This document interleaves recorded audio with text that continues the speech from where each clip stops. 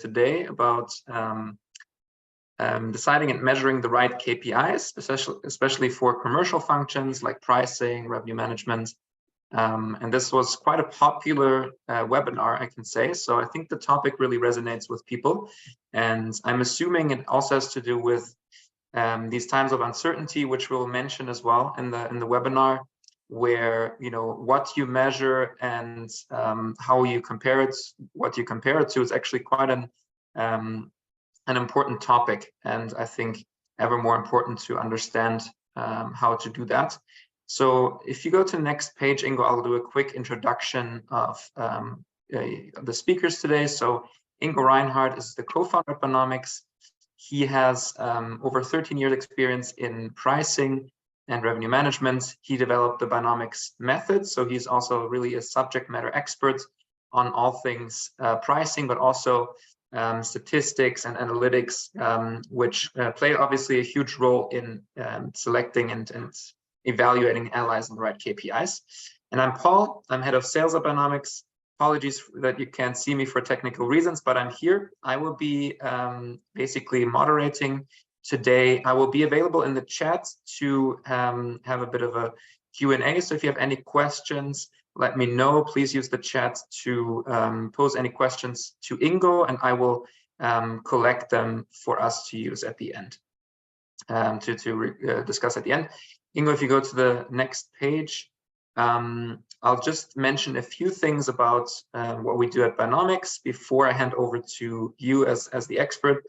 Buynomics is a software enabling better commercial decisions, such as revenue management, pricing, etc., etc.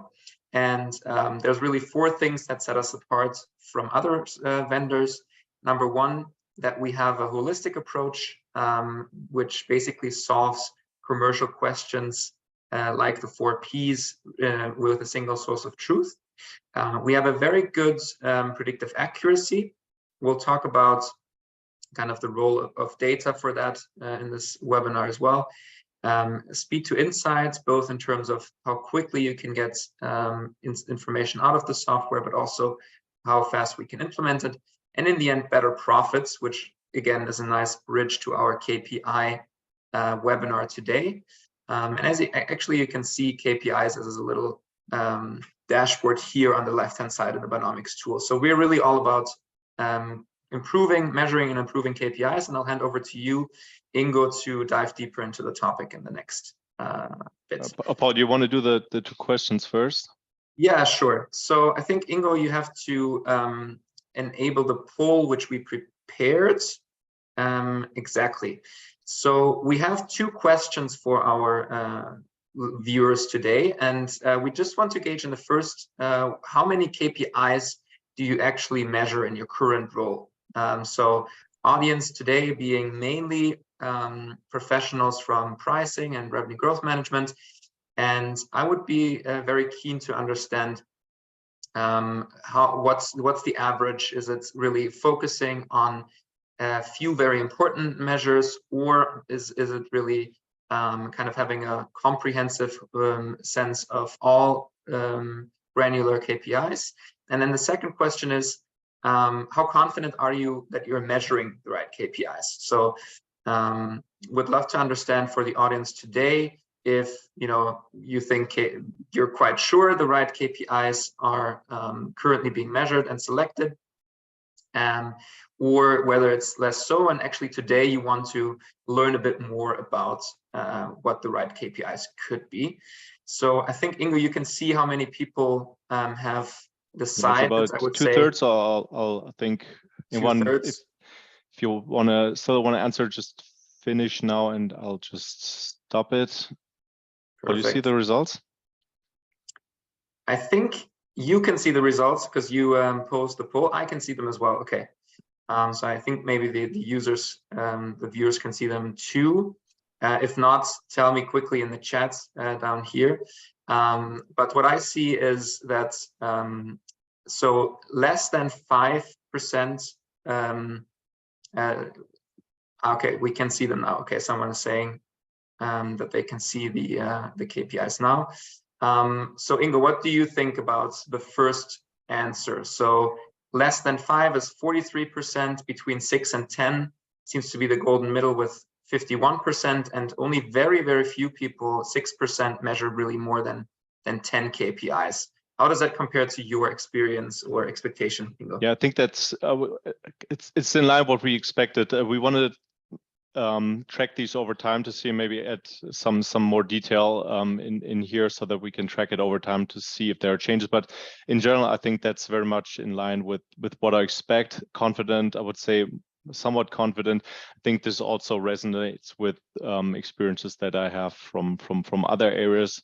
So yeah, I think that makes a lot of sense, and I think it's a good starting point for then getting into the topic, because I think, thanks Paul for the introduction, and yeah, I'll speak with you in a few minutes. Yeah, I think right now is a good time to dig into this topic, because I think we're seeing somewhat of a shift in KPIs that are relevant for many industries, and many of you, I would suppose, also in the past years with cheaper capital, there has been a much stronger focus also coming from capital markets, favoring growth as an overall objective, whereas we're now seeing, with an increase again in inflation, and with that also in interest rates, we're seeing, and this is really at the core of what we do in pricing, we are seeing a shift more towards the profit side. So, and this is really at the core of what we do in pricing, right? So dealing with the trade-offs between revenue and profits, and where revenue market share growth has been at the forefront for most in the past, we're now seeing a shift back to more profitability. And we're also seeing that in some industries, they really benefit from this. For example, in CPGs, many companies are doing quite well at the moment, also on the stock market, whereas more tech stocks, for example, have faced a bit more headwind lately, because the focus has been more towards profit now, away from the focus on growth. And this immediately affects our topic today. So what are the right KPIs for pricing, and how to deal with this? Just as a reminder, I think it's a useful book, Measure What Matters. So I think we're, particularly in pricing, living in a very quantitative world, where most of the things that we care about, like sales, revenue, profit margins, and so can be quantified in a very straightforward manner, and we should really do this. And depending on the business, of course, different things are important. Depending on the industry structure, that also affects what's important for pricing. For example, things we see a lot, of course, in something like CPGs that work a lot with promotions. Understanding promotion effectiveness is something that's important, whereas in other industry that work with more recurrent revenue model, telcos, for example, or in software, many companies do that.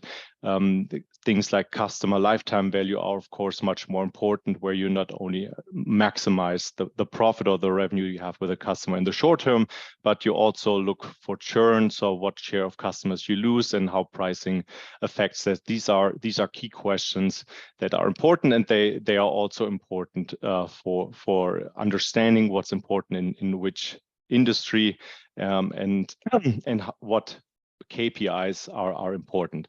I think to start, I think it's always helpful to start with some stories. Of course, when you look at KPIs and things you're measuring, a lot can go wrong, and I think these are some of the examples. I won't go into all of them, but of course, when you define KPIs and then an organization aims for these KPIs, that has an enormous effect, and it can also be wrong. And it's often in the literature known as the cobra effect, and that comes from a time of British rule in India, and they had a problem that there were too many cobras in the area, and so the government essentially decided to pay citizens for the number of cobras that they hunted and brought them, or dead cobras. And that obviously, if people understand the dynamics of that, gave a strong incentive to breed cobras and then to be able to return more cobras to the government. In the end, the British discovered this trick, and they stopped the program, which resulted in the release of all the remaining cobras that had been bred. And as a result, they spent a lot of money. And in the end, there were more cobras than there were to start with. We won't go through all of these, but a bit more recently also, when in the 19th century, the US Congress wanted to accelerate the buildup of the train system in the US, they essentially incentivized companies by the mileage or how many miles of track they laid, and that led to the result that they didn't go for the straight way, but they had lots of turns to increase the length of the tracks that they laid. And of course, these extreme examples, they highlight the importance for setting the right KPIs. So this is a bit broader, but let's zoom in a bit more into our topic. These things we also see a lot in pricing, and I think this here is one of the core examples that I've seen, not just here at Buynomics, but also previously as a pricing consultant, and it deals with setting the right KPIs for a sales organization. And what we often see, and which is also supported by concepts, I won't go into detail here, like peer pricing, where I think essentially the idea is to understand what price can be implemented in a certain situation. And the idea is to compare salespeople with their peers. And this often leads to a case where people are rewarded for setting or implementing the highest prices for specific customers.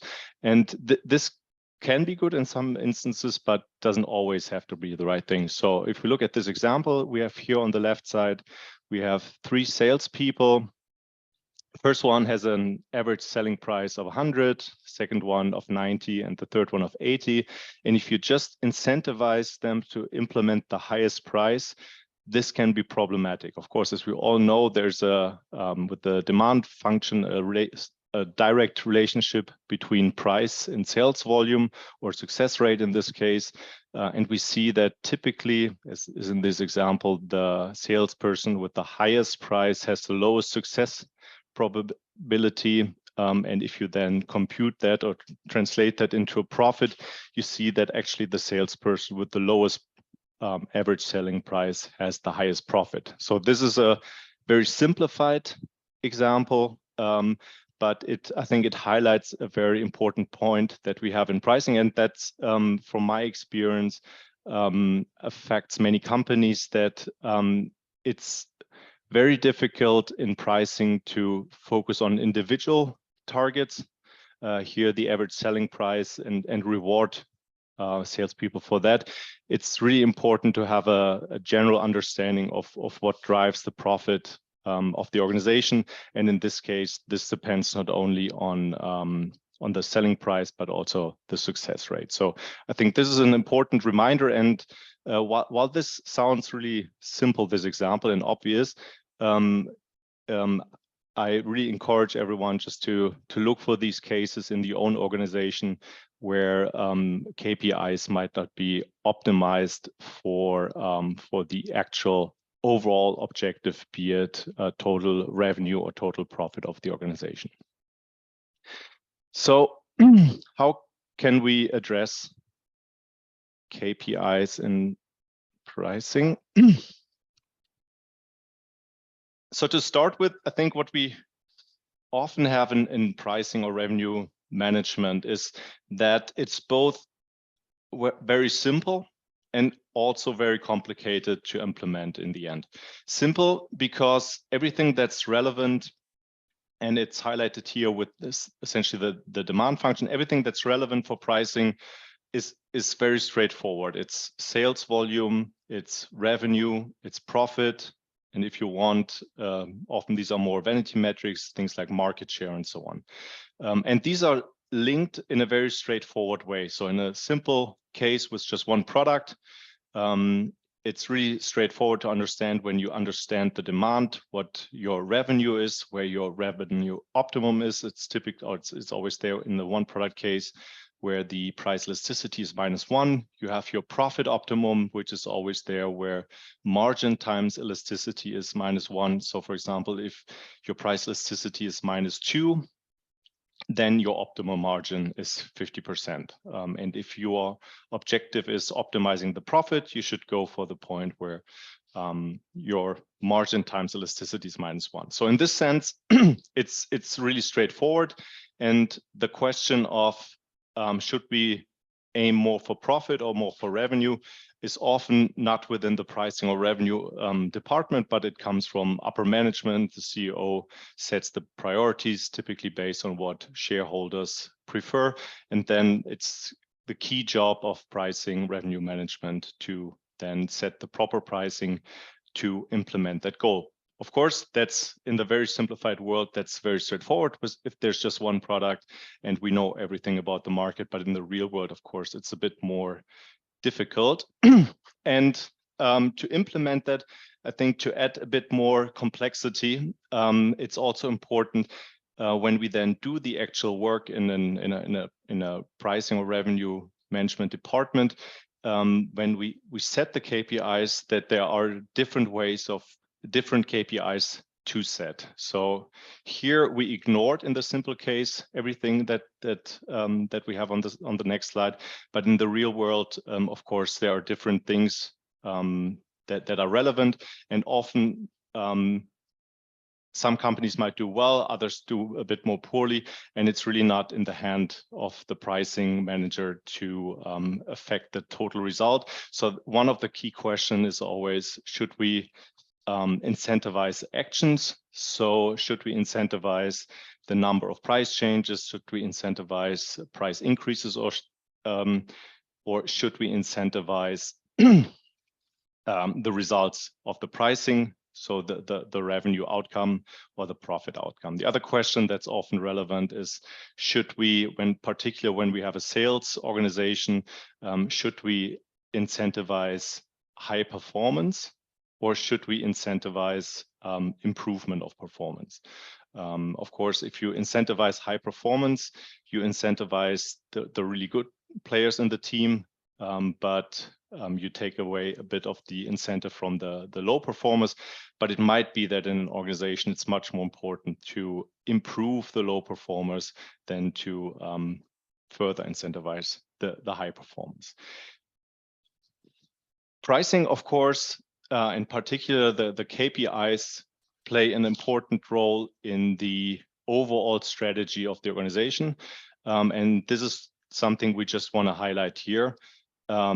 When we understand, and typically this is the framework that we use for pricing, it's part of the guiding policy. Typically, good strategy involves an understanding the diagnosis of what the industry does, what's important, how to achieve profit maximization, for example, or net revenue improvement.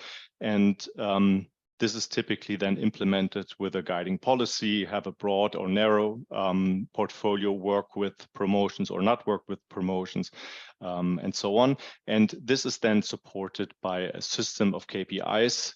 And then the implementation of that strategy is to work within the system of KPIs. So I will only go within this brief webinar briefly over these. But we'll provide the slides afterwards so that everyone can take a look. So typically, when we talk about pricing, what's important in pricing, we have the overall strategy and objectives for pricing that are typically guided by the overall objectives and strategy of the organization. And pricing, revenue management serve to support this overall strategy. So it's important to understand what the overall objectives are. Typically, we mentioned this already. It's something like revenue growth, profit growth, with now a shift more towards current profits rather than growth, and with that more future revenues. So the first thing is understanding what are the overall objectives that are relevant for pricing. The next step is the price setting and implementation. So setting the proper prices, for example, list prices of the organization, and implementation means setting the proper way to then implement the specific prices.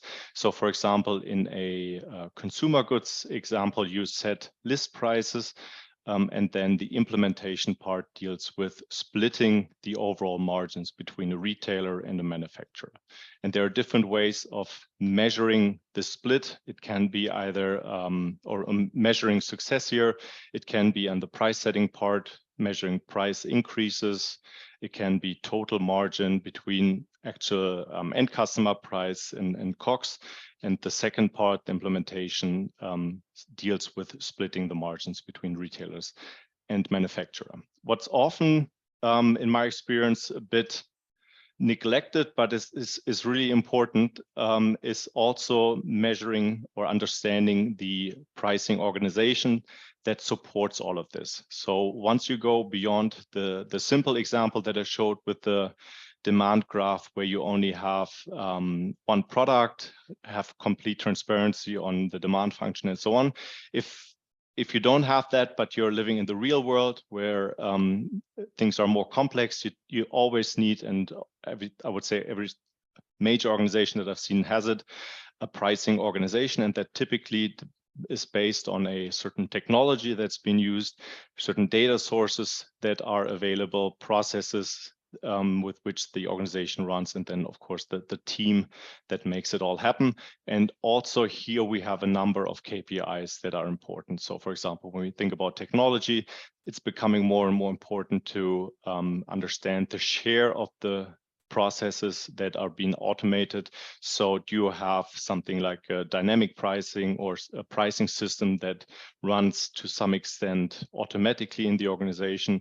Do you have the proper data underneath? We see here that's a major question or major topic for many organizations. What data do I need to make proper price decisions? What data do I have, at what granularity, and so on? And then do I have the proper price increases in place? For example, we work with a number of customers, for example, in telco industry, where you often have a situation that maybe a competitor announces a big change in their offer. They change their overall pricing, their discounting, or how much data volume they provide in their plans. And then the question is, how quickly is the organization able to understand how that affects the own profitability, the own portfolio, and what are the best ways to react to these competitor price moves. And these are changes, for example, where we work with companies together, where previously it took a number of days or weeks to have a full understanding of how this competitor change affected the own organization. And now with technology, Paul mentioned in the beginning that we're offering a SaaS service. Now with technology, it's essentially immediately available, the understanding of, okay, my competitor increases prices 10% or increases the service they provide by X%. How does that affect my own portfolio and my own profitability moving forward? And should I also increase prices 10% or should I do something else? All right, and we already mentioned data. Because it's something that is really close to what we do, and we see this all the time. We just want to dig deeper here a little bit. And the question of particularly, and this is a bit also in self-interest, as we're a software company, we obviously depend on data and good data quality. What we're doing a lot lately is helping our customers understand their data maturity. So what data do they have? What's the granularity, for example, in a consumer goods company? Do they have data by channel, by individual retailer? Do they have data on a weekly or monthly basis? Do they have survey data or panel data to get a better understanding of their customers and their different customer segments? And usually we help them build something like a data maturity score that goes, for example, from 0 to 10, where 0 is very poor data, very limited transparency on customers, or their end shoppers, and what their competitors offer, to having complete transparency on everything that's relevant in the market. And what we see is that this data maturity score is really an important KPI overall for a pricing organization, and helps the pricing organization, or helps determine, if you know the data maturity of an organization, that helps you a lot in understanding of how well that organization can function. So to us, this is one of the key KPIs for understanding a pricing or revenue management organization. So just to have one example on what that could look like in a specific case. Already spoke a bit about consumer goods companies, and if you apply this framework to what such a company does, you typically have an overall objective that's relevant for the pricing organization, that focuses on something like, on a top level, on net sales or profit growth from year to year, with, as we mentioned, a shift from year to year between a focus on sales now versus growth, which focuses a bit more on profits and sales in the future. So these are the typical things that we observe on the top level. And then for the organization, the question how to implement it in the price setting, things like end customer or list prices are important. So how to steer these prices, understanding what list price change is the organization able to implement, what end customer revenue is the organization able to implement with, for example, price changes, working with more or fewer promotions, increasing or decreasing the range of products, and so on. And then always in combination with just having high list prices obviously isn't the whole game, but this in combination with the price implementation, which then focuses on the margin split between the retailer and the manufacturer. So what share of your list price increase were you able to retain within the organization? And again, this depends on many things, not just the price change, but also changes in trade terms, changes in the portfolio, and so on. And here also, typically the promotion ROI plays an important part as a supporting measure. And just to conclude, these are the obvious KPIs, and most organizations in our experience measure these. But what we find is also important is this data maturity score that we mentioned before.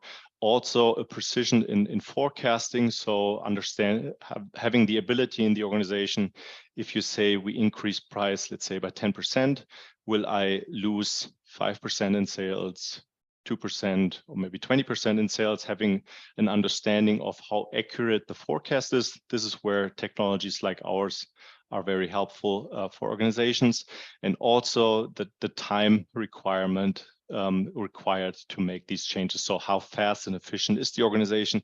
And then also in the end, what's the cost of the organization? So these are in the end organizational measures, and together, I think this is it always depends on the specific organization, but these things together help the organization set the proper KPIs to be able to properly steer the business.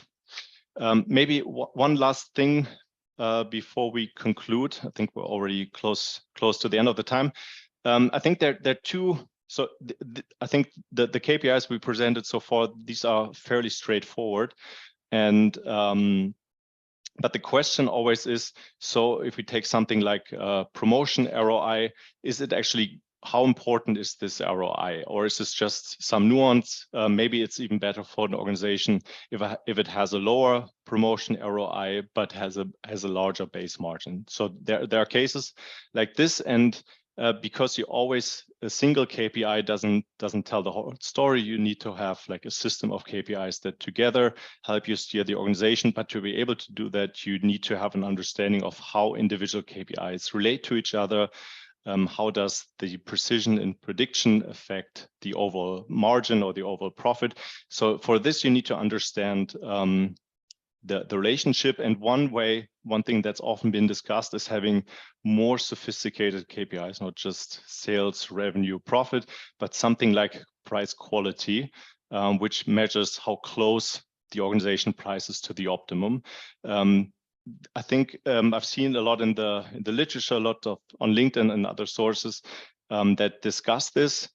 If you know, but they always have the same problem or challenge. If you know, so to be able to compute pricing quality, you need to know what the right price is. But if you know that, of course, you also don't need the KPI this much, because you could just set the proper price. So there's always like a chicken and egg problem with these more sophisticated KPIs. Either they're somewhat meaningless, or for them to be meaningful, you already need to know what's right. And I think a good alternative is, and that this is what we offer, is technology. So technology that helps the organization link the different KPIs, give it a direct understanding. If you increase the price in a portfolio, how does that affect overall sales and everything? And I just want to conclude with this. So what we offer is just like this, a system that helps the market, helps our customers simulate how demand and everything else reacts to price, product, portfolio changes, and so on. And it then provides the KPIs to support it, and also provides the relationships between different KPIs that help the organization steer its pricing or revenue. All right, Paul. Yes, thanks, Ingo, for the super insightful presentation. I think we have a couple of questions in the chat and in the Q&A. Feel free to add to those if you still have time to stick around. Otherwise, we'll also record this webinar and send it to you by email, so you can also watch that part back if you want. So in terms of data maturity, someone is asking, at what score can RGM start to have an impact?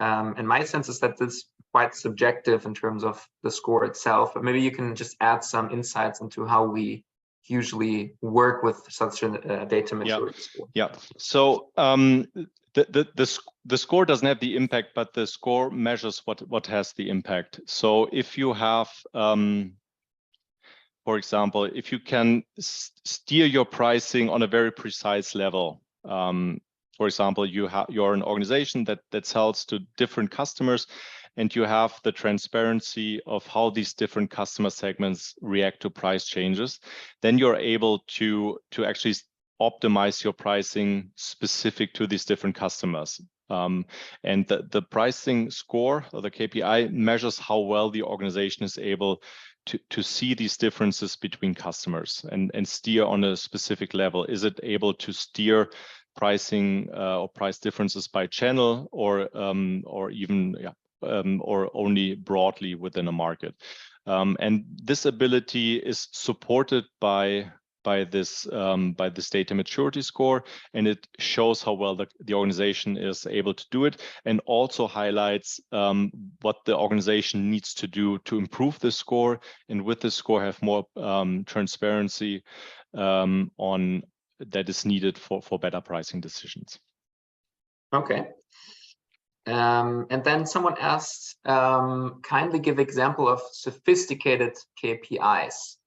So so I had this example here of pricing quality that if you Google it, you will find it in different places.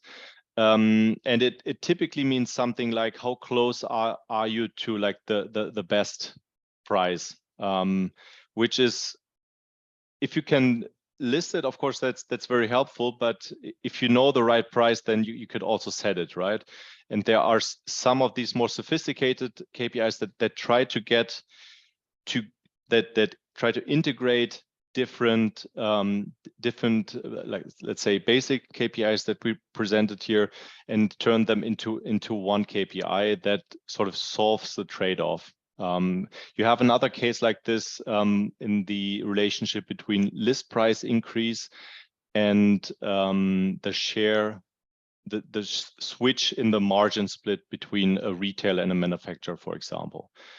In the end, you're, as a manufacturer, interested in your net price increase, and that depends on the margin split and the list price increase.